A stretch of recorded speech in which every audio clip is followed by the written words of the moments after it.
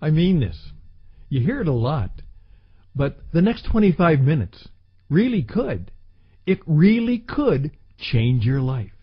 That's right.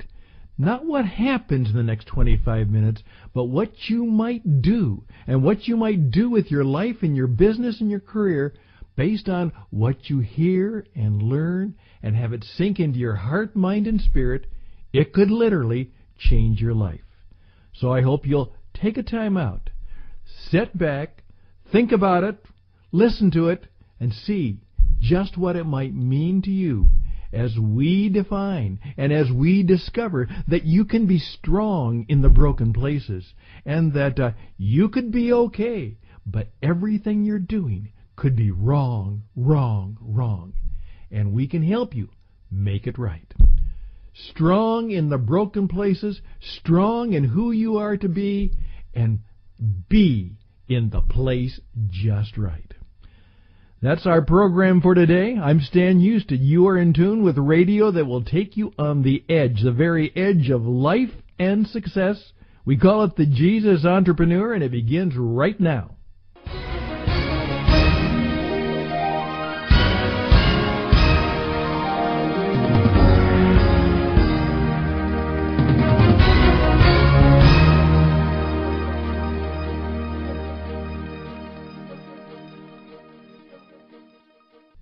Indeed, you are welcome to join us. My name is Stan Houston. I'm the leader of the Christian Entrepreneur Network, TCEN Global, and we're here to help you with a program, just a little over 20 minutes. If you do something 20 minutes every day to build your life and business, you'll be a world-class expert, and here you can get that 20 minutes in and get it done and find ways that will make a difference. I've invited one of my longtime friends and colleagues. His name is David McKnight, and he can help you. He has spent a good deal of his working life trying to figure out what it takes for people like you and I to truly become all we were meant to be, all God designed us to be, and how we can take that design and put it into our life relationships and even our relationships with God Himself. And life will go better. Life will work better, and it will go well for you. So without further ado, I'm just going to simply begin and take the conversation that I had with my friend Dave and let you listen to it and let it change your life. 'Tis a gift to be simple, 'tis a gift to be free, 'tis a gift to come down where we ought to be.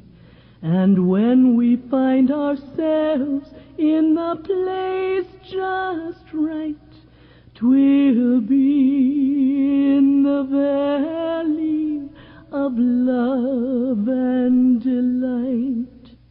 Hey, and as promised, you are in tune to the Jesus Entrepreneur. We're here to try and help you become strong. And oftentimes, as you oftentimes have heard me even talk about, is that wonderful expression from Ernest Hemingway, we're all broken. We're all broken somewhere, but some people become strong in the broken places. So I thought I'd bring in a broken man who tries to become strong and help us do that. David, have you ever been broken? Oh, many times. Yes. Well, Dave, go ahead. One of the things we're going to try and do here at the Christian Entrepreneur Network is we're trying to help people who are broken. We oftentimes talk about that. And then we would like to become strong. We have that idea that, that's one of the primary goals. That's what God wants in our lives, that we become strong. And you've learned a little bit from your own brokenness and working with people who are trying to make that happen, that perhaps there's some things we can learn about being broken, but even better, being strong. So I'm going to just kind of sit back, and I'm going to listen to you, introduce yourself, a little bit of your story, and then people will really discover why we want someone like you to be a regular part of the things we do here on TCEN Global, the Jesus Entrepreneur. So as we oftentimes say, David, my friend, welcome, and you're on. Well, thank you very much, Dan. I'm very happy to be here and very happy to share what little I've learned about living life and the idea of being strong and understanding who I am. One of the things I want to know is I want to know what's right about people. And people often look at me, kind of cock their heads and say, what are you talking about? There's nothing right about me. Just ask my spouse. And I say, oh, but there is. There's something the way God made you, and I just want to help get that out on paper, get it out so we can look at it and see it, because that's the motivating piece that's driving your relationships, that's driving your play, that's driving your work. It's there. It doesn't stop. It doesn't go away. And I was in sales for 15 years. And one day I came home from selling. I was in insurance, and I said to my wife, I had a great day today. And she said, well, what did you sell? In other words, how much money did we make? And I said, I didn't sell anything. But this is what happened. And I realized at that point that it wasn't the selling part for me. It was the people part. It was learning to understand people and trying to help them. Because, you see, I was referring people at that time to a consultant who was beginning to look at the design that's internal in each person. And I call it an internal job description that we're marching to. And so I went Say to that my best again. clients and Hey. Pardon? That's an interesting expression. An Yeah. internal job description that we're marching to. Okay. All right. So I went to 5 of my best clients and said, what do you think I should do, people or sales? They all said people. So then it was, okay, what do I do with this? So I wanted to go into and do a deep dive in learning everything I could about understanding how God made us. There's a design there. Unfortunately, if you think about having glasses and you're looking through a lens, in that lens is your design. You're looking at the world through how you're made. So we raise our children and we look at them as how we're made, and we try to make them like us.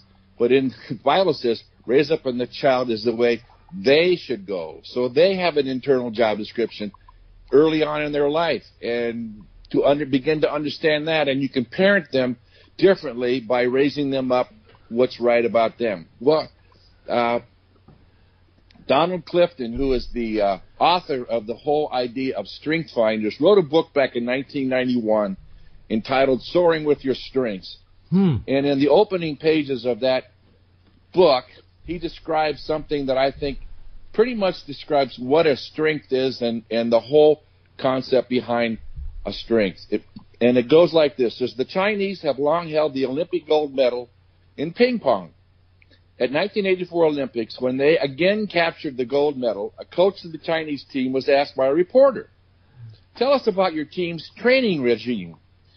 Well, we practice 8 hours a day perfecting our strengths. Could you be a little more specific? Here's our philosophy. If you develop your strengths to the maximum, the strength becomes so great it overwhelms the weakness. Our winning player, you see, plays with his forehand. He doesn't have a backhand. His competition knows he cannot play backhanded, but his forehand is so invincible it cannot be beaten. That is strengths theory in a nutshell. So once you begin to see there's a way I track in my life. I'm always going a certain direction. There's something that's always pulling me. And for me personally, it's kind of I want to overcome a challenge, and I want to make a difference. I want to make an impact. So I'm looking for challenges where I can make an impact. And most people don't really know what that thing is in them that's right about them. Now, I've worked with prisoners. I've worked with United States Army. I've worked with the Salvation Army. I've worked with about every venue there. And most people don't know what's right about them. Now, that's a fascinating discussion because, one of the things that we think we've been really checked out and assessed, and we've done a lot of that type of stuff, but what your claim is that most of us are, the term I have oftentimes used is we're kind of just dealing with the day as we've done before. And we are not doing what we find, or what God, you even believe God has designed this, is that there is a deep uniqueness about us, and we'll never be all we're supposed to be until we actually find that and make that kind of the DNA of who we are. Is that what you're saying? Yeah, here's what I've discovered, Stan, and it kind of breaks my heart sometimes, is that somebody will then, when we go through the process and we help them find this out and we get it out on paper and we're looking at it, and sometimes there's tears because people say, well, I'm not a bad person after all. Because, you see, what they naturally were trying to do, they would be scolded for it. They would be told, don't do that. But that's what they know how to do. And it's like a jack in a box. It always keeps coming up, and they kept trying to push it down. And I've worked with couples, and I've said, this is your husband's strength. You should honor it. And the wife will say, I've been trying to change that for 10 years. You mean that's this good stuff? I said, just honor it and watch what happens, because he's not going to change. That's who he is. But so we look at somebody and say, boy, they're really different. They haven't changed. They probably just developed that strength that they had, and it's now it's now a muscle. I tell people, you've got a design inside of you, and it's like the GPS in your phone. It's there. You just got to turn it on. You got to locate it, and then you got to work with it. You got to develop it. My daughter, when she was 14 years old, I think I had her do the Strength Finder test, and she came up with 5 words. And I says, those are 5 words you need to own. Those are your words. It's like someone gave you 40 acres. You can sit and look at it and say how wonderful, or you can get in there, work it, plant it, grow it, and make it yours. Okay, now and that's 5 words. All right, and you're going to help me if I do that. You're going to help me by going through perhaps a little bit of an interview and taking one of these tests that I can say, well, for instance, this really hurt me and helped me because I did a little bit of this, and I got the D word. You know what it is? I'm a bit of a disruptor. Yeah. And the world and my mom and my dad don't like disruptors. They want me to be nice. Right. Your teachers don't like it either. Neither does the principal. So what you're saying is that if I take the time to get a little bit of coaching and counseling and work perhaps this wonderful thing called the Strengths Finder, is that perhaps I can begin to discover. Now, I didn't do this a lot as a performance coach, but I do remember I had one story. And it was very interesting. It was just talking things through, and the guy all of a sudden started crying, David. He started to cry. Yeah. And he said, Stan, for 27, and then he used a rather obscene word, years, I've been trying to do what my daddy wanted me to do. Yes, yes. Have you had experiences like that? Oh, yeah, so many. I've worked with so many fathers who can't understand why their sons don't do what they want them to do, because their son's not wired to do that. And the son will try to honor, but it's just not there, so they become a failure. So 2 things happen there. The parent feels like they're a failure, and the child feels like they're a failure. And this guy finally he just told his dad, and he was fairly successful. He had a pretty good business because he worked his butt off. Sure. But he just said, Dad, I'm not going to do this anymore. And it was kind of the family business. And he said, I'm selling out. And his dad just started. And you know what?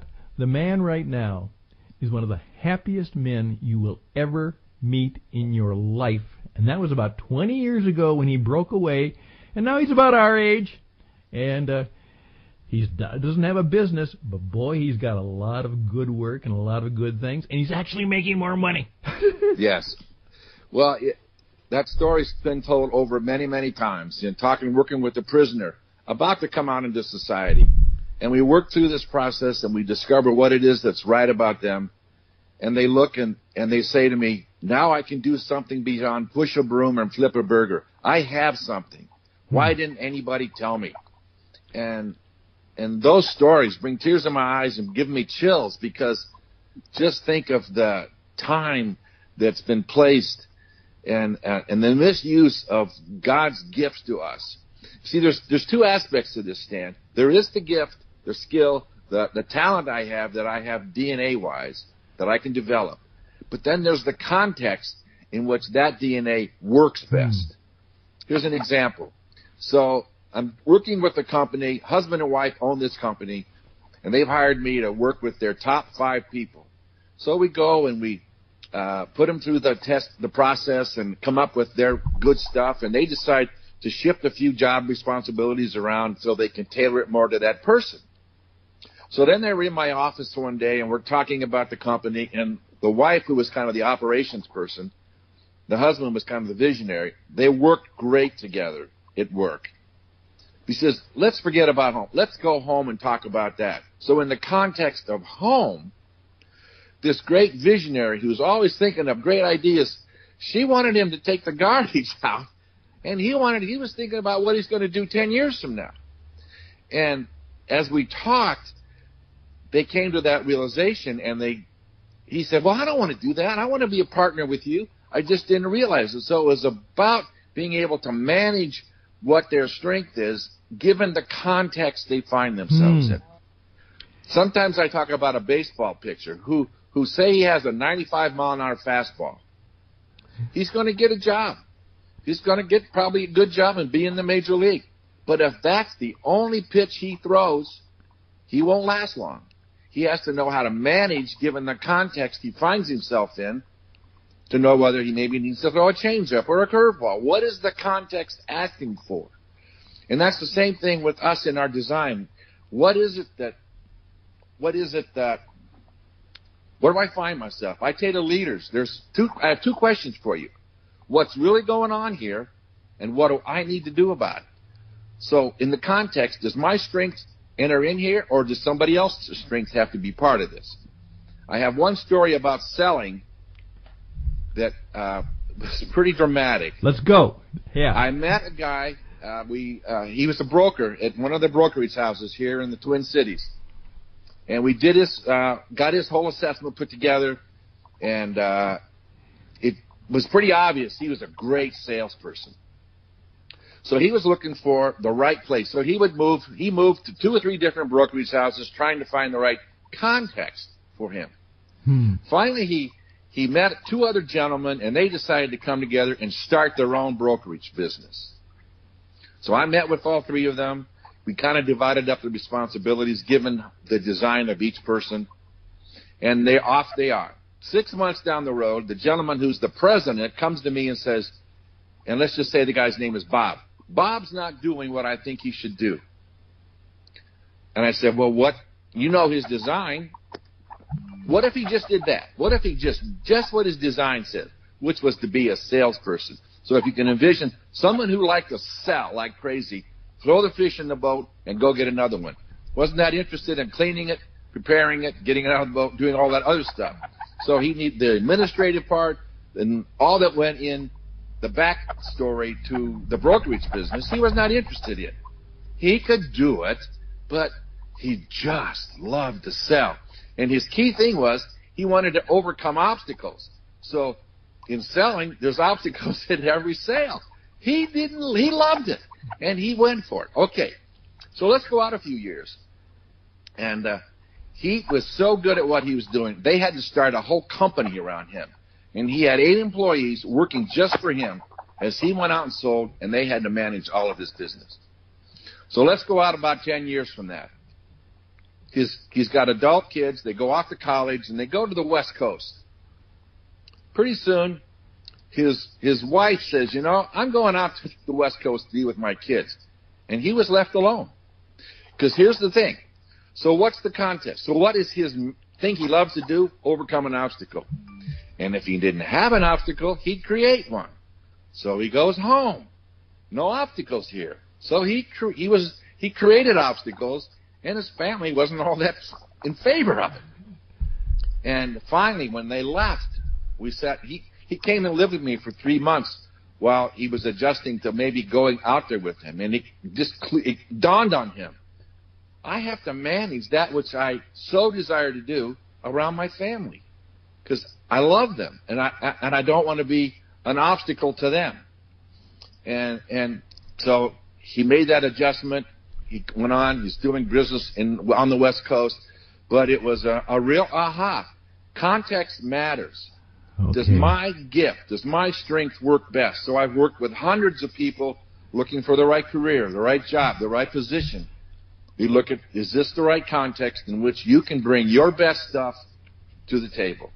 Hey, that's important. You know, we're just about that. This has been very good. A lot of good thinking there, but what I would like to kind of summarize what I think, what I've learned from you today, as I oftentimes say, I copy it from an old guy up in the Twin Cities who says you'll learn more here by accident than most places by design, and I've stolen that line from Joe. And we do it here. But the point is, most of us are really messed up because, first of all, we're not doing what we're good at. And we're not doing it in the right place. No wonder 70 to 80% of the working population is not engaged. Yes. They're not doing the right thing, and they're not doing it in the right place. And one of my favorite old songs is that Shaker song, "It's a gift to be simple, it's a gift to be free, it's a gift to come down in the place where you ought to be."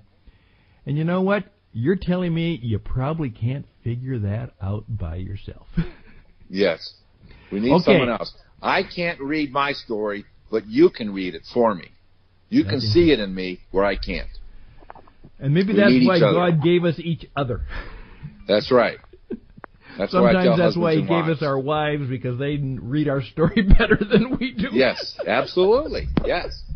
Hey, Dave, you're gonna be a regular on the show, right? Yes. You're gonna come back and you're gonna speak with us and sometimes preach at us and sometimes kick us in the butt and get us going. How can they begin to contact you? Can they actually call you? Sure. Yes. My phone number is 612-990-6604. And you'll answer. I'm answer. kind of on an evangelistic campaign. I want everybody to know this. I really, really do. Good. Dave, thank you so much. Once again, his name is Dave McKnight, and he's there to help you discover what you're really good at, and maybe for the first time in your life, find out that you have the right stuff.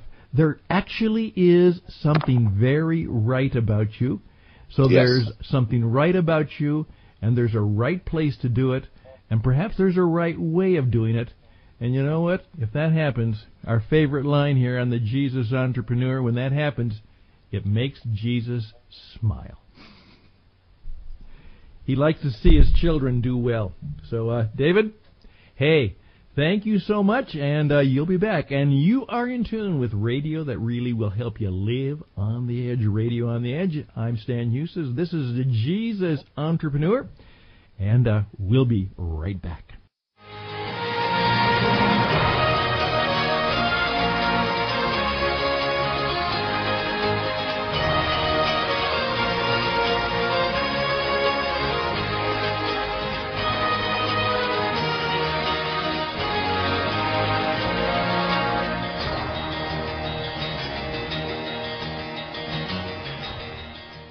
That was great stuff. Thank you, David. We appreciate it. You'll be back again. And you know what? I really mean this. If you take a little bit, just even a little bit of what he said, that could literally change your life. There are many people who will testify to it, that this little knowledge turned out to be great and profound life-changing wisdom. And wouldn't you like to know what your 5 words are? You know, he says that these are your 5 words. This is who you are.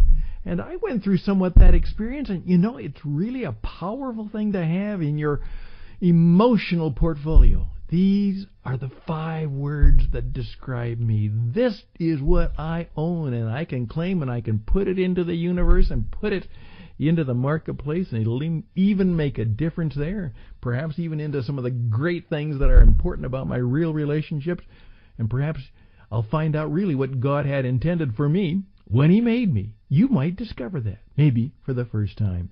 So if you have any questions, why don't you forward them to me? Dave gave the phone number. Go back and listen to this again. Now, this is a 2 or 3 time listen to, But radioedge77@gmail.com, radioedge77@gmail.com, and I'll forward that to my friend Dave, and he'll get right back to you, and he can help you and your organization profoundly by helping you and your key people, maybe even all the key people, all the people, to discover what their real strengths are.